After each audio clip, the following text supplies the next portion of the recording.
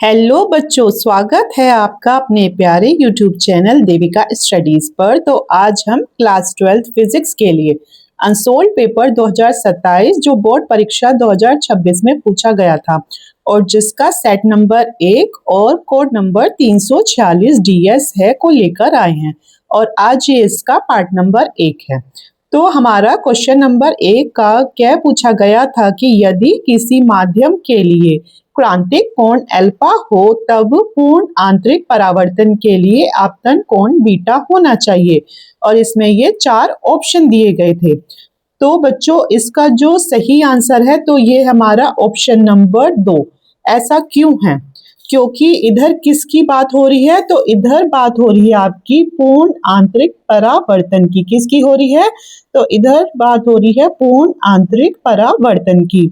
और इसमें जो हमारा क्रांतिक कोण है तो ये दे रखा है आपका अल्फा और जबकि आपका इसमें आपतन कोण दे रखा है क्या?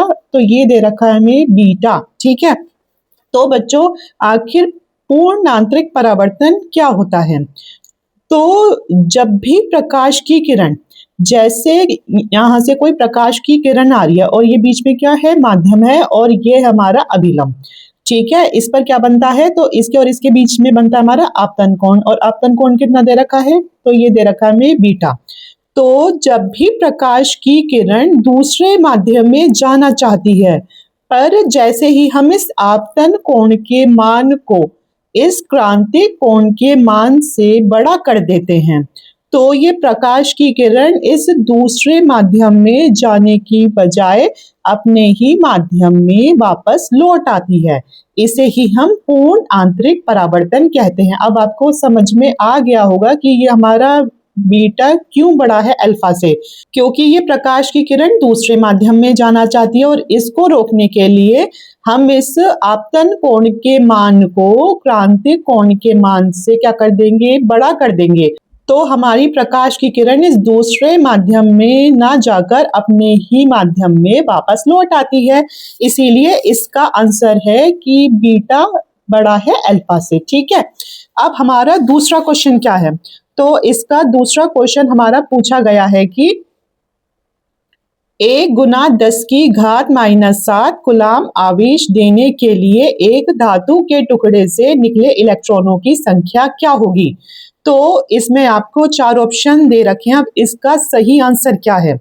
तो इस टाइप का क्वेश्चन आपका एमसीक्यू में या फिर 1 नंबर में जरूर ही पूछा जाता है जो कि होता है Q बराबर NE के ऊपर, सूत्र के ऊपर। ठीक है, तो इस क्वेश्चन में आपको दे रखा है आवेश यानी Q का मान है 1 गुना 10 की घात -7 कूलाम। ठीक है, और एक धातु के टुकड़े से कितने इलेक्ट्रॉन निकले हैं उसकी संख्या निकालनी है, मतलब इलेक्ट्रॉनों की संख्या निकालनी है, n का मान।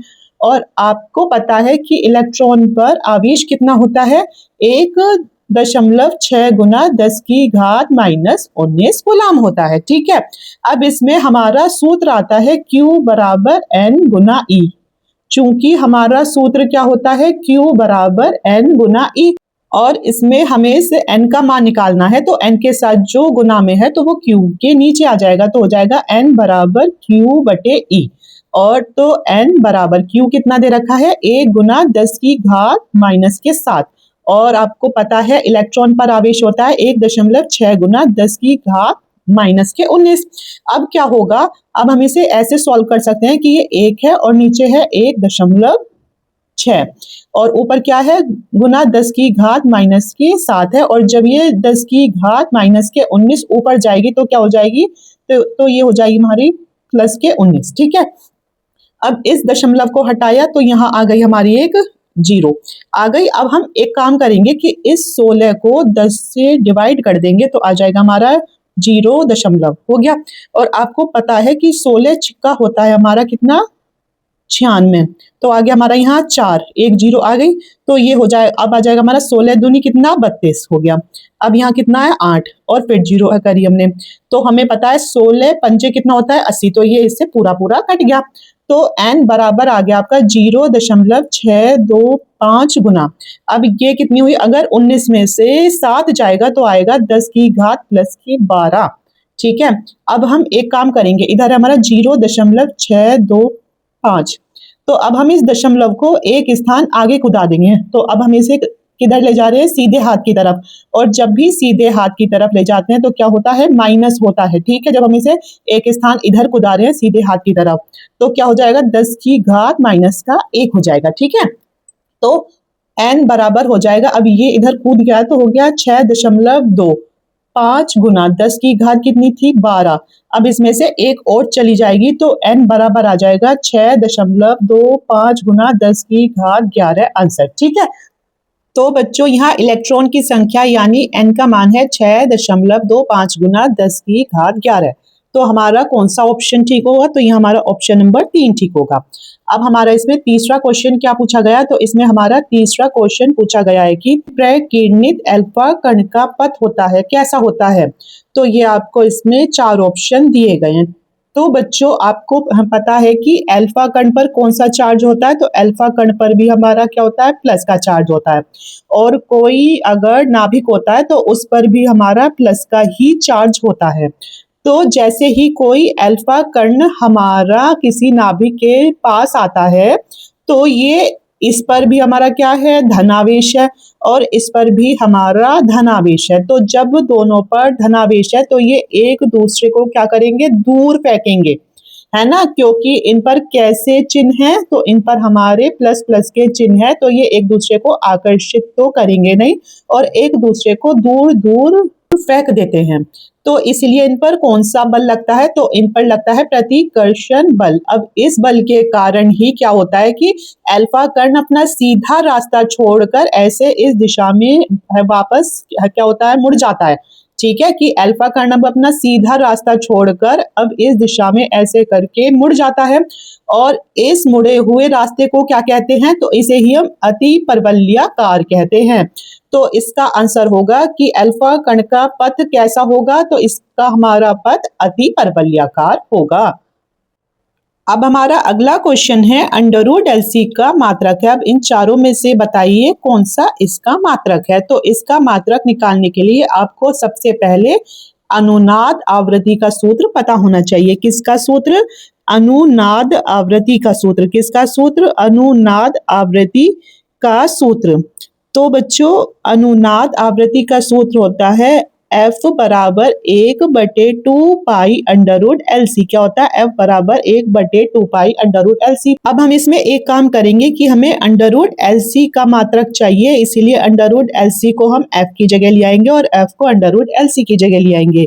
तो आ जाएगा F की जगह हमारा अंडर रूट LC बराबर 1/2 पाई और गुना F। और चूंकि आप जानते हो कि F बराबर होता है 1/T के, तो अंडर रूट LC बराबर होगा 1/2 पाई। F की जगह आ जाएगा हमारा 1/T, और ये 1 2 3। तो जब भी कोई दो संख्या कुछ भी हो तो ये 1 2 3 के बटे में हो, तो जो तीसरी संख्या होती है तो ये ऊपर जाकर इससे दोस्ती करके इसके साथ क्या कर लेती है, गुना कर लेती है। तो ऐसे ही ये T 1 2 तीसरा है क्या, T, तो ये T ऊपर चला जाएगा, तो हो जाएगा आपका क्या इसमें अंडर रूट LC और बराबर T/2 पाई। ठीक है, तो आप इसे ऐसे लिख सकते हो कि 1/2 पाई है और गुना क्या है, T है। तो अब इसका हम आसानी से मात्रक निकाल सकते हैं। अब चूंकि आपको ये पता है 1/2 पाई का कोई भी मात्रक होता ही नहीं है, और T क्या है, T है हमारा क्या, समय, और समय का मात्रक क्या होता है, तो समय का मात्रक होता है हमारा सेकंड। तो इसका ऑप्शन कौन सा ठीक होगा, तो हमारा अंडर रूट LC का मात्रक सेकंड है। क्या है, तो अंडर रूट LC का मात्रक सेकंड है। अब हमारा अगला क्वेश्चन है पीएन संधि डायोड की अवक्षय परत में होते हैं। तो इसमें ये 4 ऑप्शन दे रखे हैं। तो सबसे पहले आप समझिए कि अवक्षय परत आखिर होती क्या है, क्योंकि ये बच्चों इसमें आपको समझना जरूरी है। एक तो होता है हमारा पी क्षेत्र, एक होता है हमारा एन क्षेत्र, है ना, क्योंकि ये कौन सी संधि है हमारी, पीएन संधि, और ये हो गई क्या, संधि, मतलब जो इन दोनों को आपस में जोड़े रखती है। तो पी क्षेत्र में होते हैं हमारे क्या, कोटर होते हैं, है ना, होल्स जिन्हें कह देते हैं, तो ये होते हैं हमारे कोटर। और जबकि एन क्षेत्र में होते हैं हमारे क्या, इलेक्ट्रॉन, तो ये हमारे क्या है, इलेक्ट्रॉन है। तो जैसे ही हम इस दरवाजे को खोल देते हैं तो ये कुछ इलेक्ट्रॉन जो इधर हैं ठीक है, अभी हम इन्हें दिखा नहीं रहे, तो इधर के इलेक्ट्रॉन कूद कर एकदम से कहाँ आ जाते हैं, इन कोटरों के पास आकर उदासीन हो जाते हैं। इसका मतलब कि अब इतने हिस्से में ना तो इलेक्ट्रॉन है ना कोटर है, तो अभी इधर इतने हिस्से में है क्या, तो इधर इलेक्ट्रॉन आए थे ना, तो इधर क्या हुआ था, तो इधर हमारा ऋणात्मक चिन्ह बढ़ गया था। ठीक है, क्योंकि अब इधर हमारे कोटर भी नहीं है, क्योंकि वो उदासीन हो गए हैं, क्योंकि इधर इलेक्ट्रॉन आ गए थे। अब इधर की जगह हमारी खाली है, क्योंकि इधर के इलेक्ट्रॉन इधर चले गए थे, है ना। जब हमारे इधर के इलेक्ट्रॉन इधर वाले हिस्से में चले गए हैं, इतने हिस्से के, तो इधर अब क्या बचेगा, तो यहाँ हमारा क्या है, इलेक्ट्रॉन की कमी हो गई, मतलब कि इधर हमारी ऋणात्मक चिन्ह की क्या हुई है, कमी हुई है। तो फिर कौन सा चिन्ह आएगा, तो यहाँ हमारा आएगा धन आवेशित चिन्ह। और इसी हिस्से को क्या कहते हैं बच्चों, इसी हिस्से को हम कहते हैं अवक्षय परत।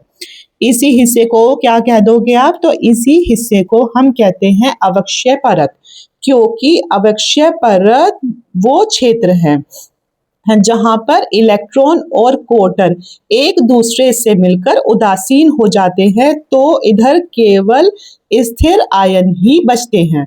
तो इसका मतलब, इसका निष्कर्ष निकला कि अवक्षय जो परत है उसमें ना तो इलेक्ट्रॉन होते हैं और ना ही क्वार्टर होते हैं। तो इसका आंसर होगा हमारा ऑप्शन नंबर चौथा, कि अवक्षय परत में ना तो इलेक्ट्रॉन और ना ही क्वार्टर होंगे। ठीक है, और अगर ऑप्शन में कभी कभी आपको ये भी दे सकता है स्थिर आयन या फिर अचल आयन, तो उसका आंसर ठीक होगा, क्योंकि हमारी अवक्षय जो परत है इसमें स्थिर आयन होते हैं, क्योंकि ये कैसे है, स्थिर है। ठीक है, या फिर अचल, कि जो हमारे चल नहीं सकते आयन। ठीक है, तो ये आंसर उसका फिर ठीक हो जाएगा, इसका ऑप्शन नंबर है हमारा चौथा। अब अगला क्वेश्चन है, न्यूनतम आवृत्ति की विद्युत चुंबकीय तरंग है, तो इसमें ये चार ऑप्शन दे रखे हैं। तो बच्चों ध्यान रखिए, अगर न्यूनतम आवृत्ति की तरंग की बात की जा रही है तो आपको इसका सीक्वेंस जरूर पता होना चाहिए। तो हमारी जो रेडियो तरंगे हैं इनकी होती है सबसे कम आवृत्ति, उससे ज्यादा होती है सूक्ष्म तरंगों की आवृत्ति, फिर उससे ज्यादा होती है हमारी क्या, पराबैंगनी किरणों की आवृत्ति, उससे ज्यादा होती है एक्स किरणों की आवृत्ति, और फिर सबसे ज्यादा होती है गामा किरणों की आवृत्ति। तो ये है इसका हमारा सीक्वेंस। तो सबसे कम किसकी होती है, तो सबसे कम होती है हमारी रेडियो तरंगे, तो इसमें तो ऑप्शन में है ही नहीं। और जबकि हमसे पूछा गया है कि न्यूनतम आवृत्ति की विद्युत चुंबकीय तरंग, तो पर हमारा दूसरा ऑप्शन क्या है, तो ये हमारा सूक्ष्म तरंगे, और इन सूक्ष्म तरंगों को माइक्रो तरंगे भी कहते हैं। तो इसका आंसर होगा ऑप्शन नंबर चौथा। ठीक है, तो बच्चों आज की वीडियो में इतना ही, और अगर आपको हमारी वीडियो से थोड़ी सी भी हेल्प मिल रही हो तो प्लीज इसे अपने दोस्तों के साथ ज्यादा से ज्यादा शेयर कीजिए, और अगर आप इस चैनल पर नए हैं तो प्लीज हमारे चैनल को सब्सक्राइब कीजिए। Thank you.